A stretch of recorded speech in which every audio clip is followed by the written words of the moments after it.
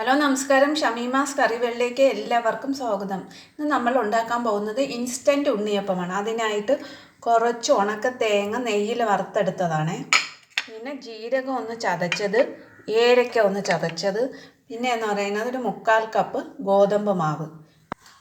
നമ്മൾ അപ്പമൊക്കെ ഉണ്ടാക്കിയിട്ട് ബാക്കി വരുന്ന മാവ് നമ്മൾ ഫ്രിഡ്ജിൽ വെച്ചിരിക്കില്ലേ, അതാണ്. ഇനി എന്ത് ചെയ്യണമെന്ന് വെച്ചാൽ നമ്മൾ ഇതിലെ അകത്തിരിക്കുന്ന വെള്ളം ഒന്ന് തെളിച്ച് മാറ്റണം.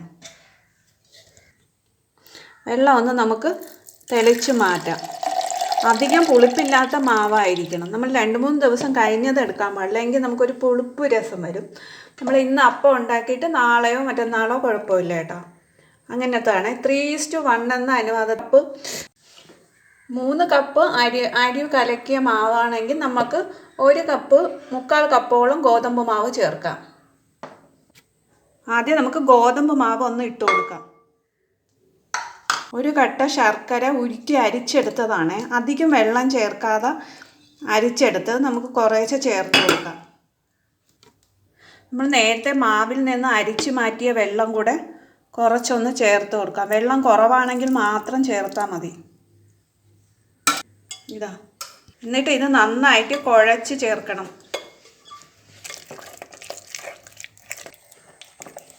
ഗോതമ്പ് മാവ് അധികം ചേർത്ത് കഴിഞ്ഞാൽ ഉണ്ണിയപ്പം എണ്ണ തോനെ അങ്ങ് പിടിക്കും. അതുകൊണ്ട് ഒരു റേഷ്യോയിൽ മാത്രമേ ചേർക്കാവൂ. 3:1 എന്ന റേഷ്യോയിൽ വേണം നമ്മൾ ചേർക്കേണ്ടത്. 3 കപ്പ് അരിമാവിന് 1 കപ്പ് ഗോതമ്പ് മാവ്. ഇനി നമുക്ക് അരിമാവ് ഇട്ട് കൊടുക്കാം. അധികം വെള്ളം ഇല്ലാത്തതായിരിക്കണം. അങ്ങനെ ഓരോ കപ്പ് വീതം ഇട്ടിട്ട് നമുക്ക് കലക്കി ചേർത്ത് കൊടുക്കാം.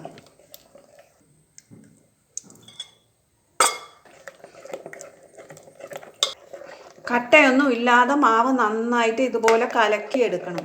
അതിനുശേഷം നമുക്ക് ഫ്രൈ ചെയ്ത് വെച്ചിരിക്കുന്ന തേങ്ങ കൊത്ത് ചേർത്ത് കൊടുക്കാം. ഏലക്ക ചതച്ചത്, ജീരകം ഓപ്ഷനിലാണ്, നിങ്ങൾക്ക് ഇഷ്ടമില്ലെങ്കിൽ ചേർക്കണ്ട. എന്നിട്ട് നമുക്കിതെല്ലാം ഒന്ന് കൂട്ടി യോജിപ്പിക്കാം.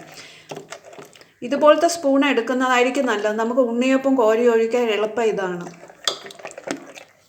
മാവ് ഇപ്പം റെഡി ആയിട്ടുണ്ട്. നമുക്ക് ഇനി എണ്ണ ചൂടാക്കിയിട്ട് ഓരോന്നായിട്ട് ഫ്രൈ ചെയ്ത് എടുക്കാം. വെളിച്ചെണ്ണയിൽ ഫ്രൈ ചെയ്ത് എടുക്കുന്നതാണ് ഉണ്ണിയപ്പത്തിന് ടേസ്റ്റ് കൂടുതൽ. ചൂടായ ഉണ്ണിയപ്പ കടായിലേക്ക് നമുക്ക് മാവ് കുറേശ്ശെ ഒഴിച്ചു കൊടുക്കാം. തിരിച്ചിട്ട് കൊടുക്കാം ഉണ്ണിയപ്പം ഒന്ന്.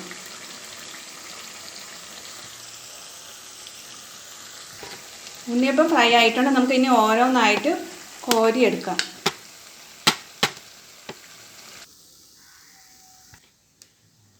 ഉണ്ണിയപ്പം റെഡി ആയിട്ടുണ്ട്. നിങ്ങൾ എല്ലാവരും ട്രൈ ചെയ്ത് നോക്കണം. നമുക്ക് പെട്ടെന്ന് തന്നെ ഉണ്ടാക്കാൻ പറ്റുന്ന ഒരു റെസിപ്പിയാണ്.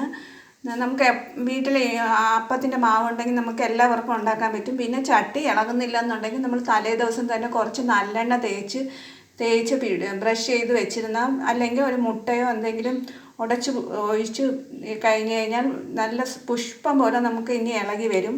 നിങ്ങളെല്ലാവരും ട്രൈ ചെയ്ത് നോക്കണം. നല്ലൊരു ഈസി റെസിപ്പിയാണ്. നിങ്ങൾക്ക് വീഡിയോ ഇഷ്ടമാവുന്നെങ്കിൽ ലൈക്ക് ചെയ്യാനോ ഷെയർ ചെയ്യാനോ സബ്സ്ക്രൈബ് ചെയ്യാനോ മറക്കരുത്. നിങ്ങളുടെ അഭിപ്രായങ്ങൾ കമൻറ്റായി രേഖപ്പെടുത്തണം.